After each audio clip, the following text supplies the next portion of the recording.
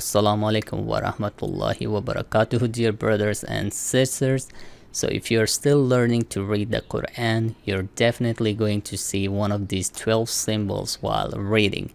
The divine language of the Holy Quran has its own principles which every reader has to take care about while reciting this highly reversed scripture, since it is easy to understand the longer conversation by dividing it into shorter fragments. That is why the Quranic clauses are gapped with some necessary stop and pause signs, so that the reader could comprehend its meaning in the rightful manner.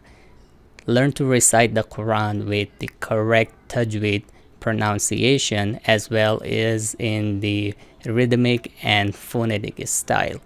So today we are going to talk about what these symbols mean and how we can deal with them while reading. We are going to start with the first one, and it's a symbol that looks like meme, also known as WAKFE lazim. So this sign means a compulsory stop. So the sign bounds the reader to stop reading at this point, as the word lazim means imperative or to do at any cost. It is so because if one does not take a pause here, the entire meaning of the sentence will alter radically. Like in this example, إنما يستجيب الذين يسمعون والموتى يبعثهم الله ثم إليه يرجعون. So this sign means that you must stop. So the next one we are looking is la. It's the complete opposite of the first one that we looked just before. So this one, a person should not discontinue reading the words at the sign of la, as it would change the meaning of Quranic lines altogether. Yet one can stop when it is used at the end of the ayah with circle mark of conclusion. So for example, ما أنفقوا منا ولا إذا لهم أجرهم عند ربهم.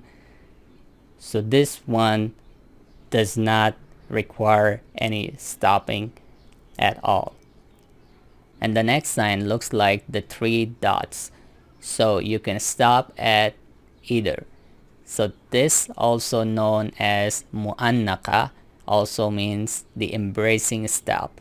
It's a sign that signifies about stopping at either of the triplet included in it with no discontinuation simultaneously. The three dotted symbol means you can stop at either of them, but you have to stop at one and not the other, or by stopping at the second one. For example, ذلك الكتاب لا ريب فيه هدى للمتقين, or ذلك الكتاب لا ريب فيه هدى للمتقين. So you can stop at either or. And the next symbol that we are looking at looks like sil, which means it's better keep going. It's also known as al-wasl awla. So this means the preference has given to the continuation. It indicates towards the continuation of recitation of verses with no need to stop. So this is the symbol that looks like sil, and it means you better keep going, and the preference has been given to 70% to go and 30% not to go, and it means that it is better to keep reading. For example, كَلَّا لَيُنْبَذَنَّ فِي الْحُطَمَةِ. So the preference has been given to continuation, so you should not stop. Although you can, it's about 70% go, 30% not to go. And the next symbol that we are looking looks like qil, and this is almost the complete opposite of the sil. So this one, the preference has been given to stop. 70% to stop and 30% to go. So for example, وَأَيَّدْنَاهُ بِرُوحِ الْقُدُسِ أَفَكُلَّمَا جَاءَكُمْ رُسُولٌ. So this one, the preference has been given to 70% stop and 30% go. And the next sign that we're looking at, it's jim, and this one, it's 50-50. So the signs gives you a 50-50 percentage of to stop or not stop. It's known as WAKFE jais. So this points towards the completion of matter discussed in that fragment of the ayah. So one needs to stop here, although it is not obligatory to do so that it can absorb the meaning discussed in previous part and get ready to know about the new matter in the following part of the same verse. So for example, فَسَبِّحْ بِحَمْدِ رَبِّكَ وَاسْتَغْفِرْ إِنَّهُ كَانَ تَوَّابًا. Or the one can just continue reading. For example, فَسَبِّحْ بِحَمْدِ رَبِّكَ وَاسْتَغْفِرْ إِنَّهُ كَانَ تَوَّابًا. So you have a 50-50 percentage, so you can stop or to go. So now let's talk about the other 6 symbols. And the first one, it's a symbol that means sujud or prostration. And in total there are 15 of these signs. And each time you see it and after you read the verse, you have to do sujud.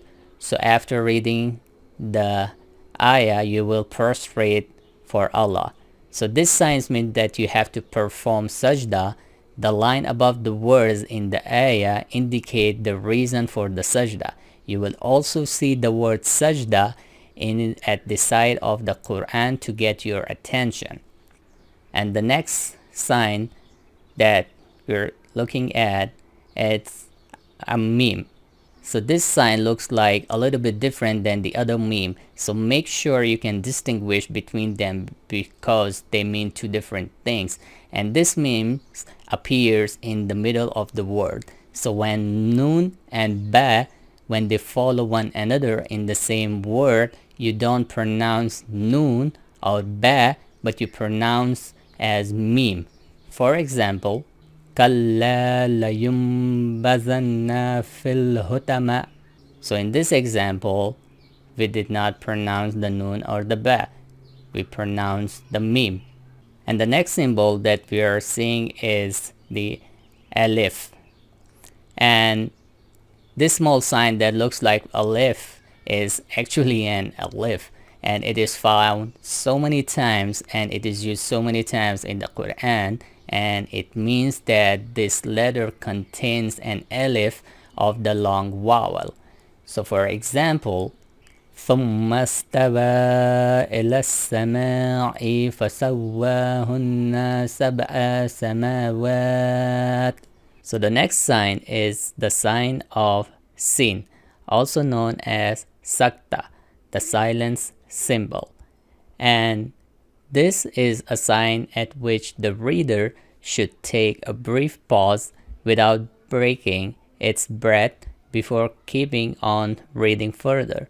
Doesn't mean that you're going to have to stop and take a breath. No, it means that you're going to stop very momentarily for like half a second and then continue reading.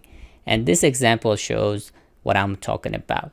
For example, كَلَّا بَلْ رَانَ عَلَى قُلُوبِهِمْ مَا كَانُوا يَكْسِبُونَ. So it just needs a very little pause for about half a second. And the next sign is mud. And this means an extension or extending of a common sign.